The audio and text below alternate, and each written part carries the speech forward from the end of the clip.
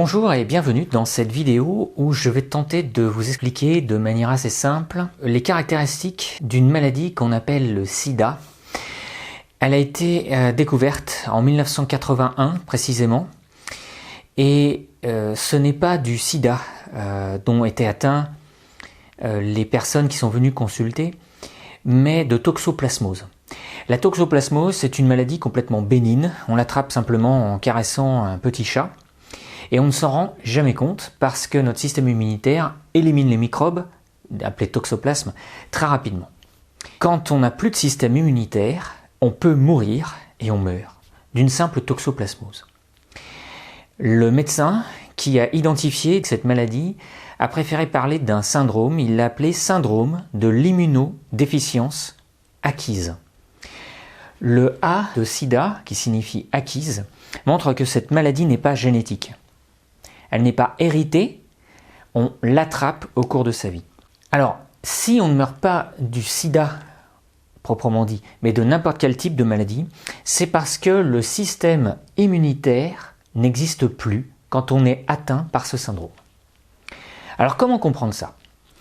Eh bien, on va regarder un graphique qui comprend quelques courbes et qu'on va analyser au cours du temps.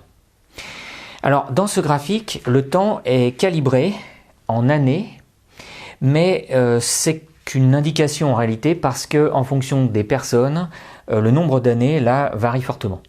D'accord? Et puis autre chose aussi, la première année là n'est pas proportionnelle et homogène avec le reste du temps. Et là ici jusqu'aux petites barres, on peut compter 2 à 3 semaines. Et puis après le reste de la première année.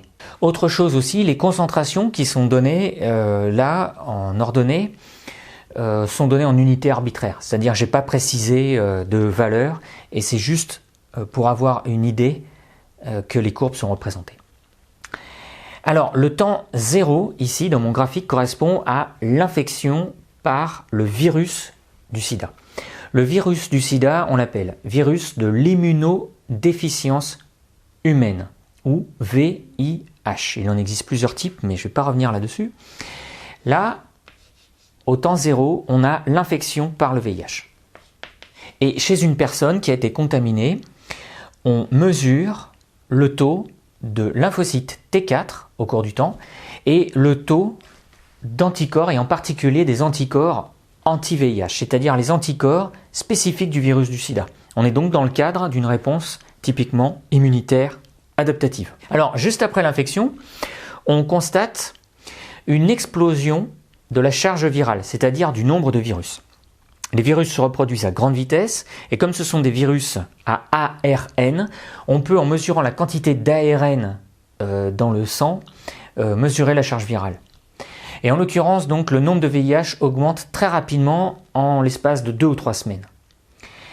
De manière antiparallèle, le nombre de LT4 diminue fortement, jusqu'au moment où les tendances s'inversent. Alors comment on peut expliquer cette première partie là, c'est-à-dire jusqu'ici? C'est très simple.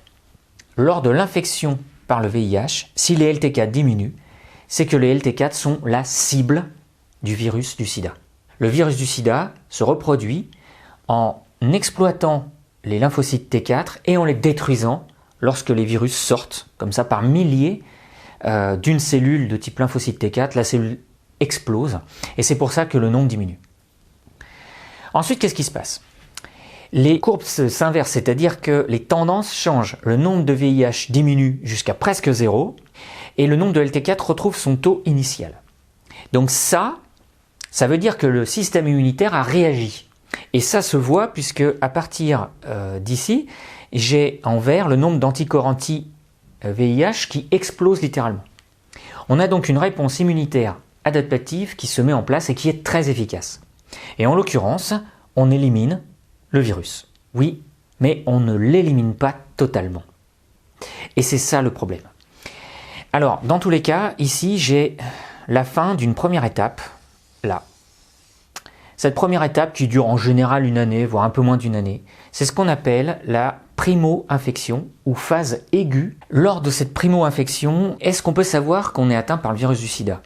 Mais en fait, on peut le savoir à partir de l'augmentation de la courbe verte, c'est-à-dire du nombre d'anticorps. En effet, on ne repère jamais dans le sang le VIH lui-même, le virus, mais les anticorps fabriqués contre ce virus.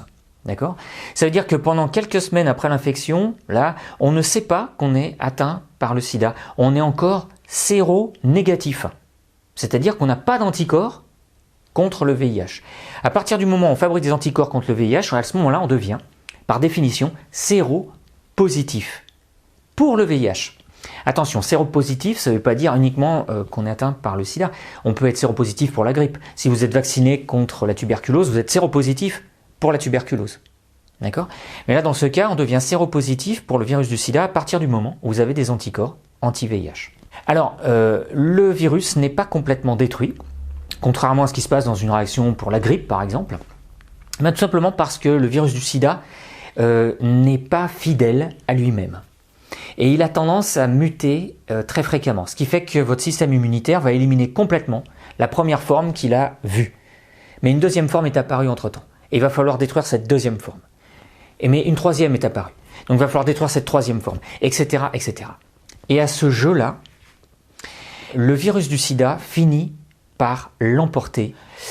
Ici, j'ai mis une moyenne de 6 ou 7 ans, pendant lequel le nombre de virus du sida augmente, et le nombre de LT4, du coup, diminue. Mais cependant, les réponses immunitaires sont encore très fortes tant qu'il y a des anticorps anti-VIH. Et du coup, toute cette partie-là est qualifiée de phase asymptomatique. C'est-à-dire qu'il n'y a aucun symptôme visible.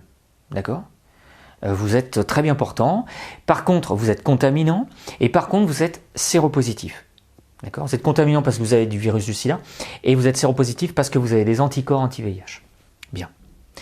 Et puis arrive un temps, ici ma 6e année, où le taux de lymphocyte T4 passe sous un seuil de l'ordre de 200 cellules par millilitre. Quand je passe sous le seuil de 200 cellules par millilitre, lymphocyte T4, alors le taux d'anticorps chute et va devenir nul. Ça veut dire que vous n'avez plus aucune défense. Alors, pourquoi je n'ai plus de réponse immunitaire du tout si je détruis trop de lymphocytes T4 ? Eh bien tout simplement parce que les lymphocytes T4 jouent un rôle central dans la réaction immunitaire adaptative.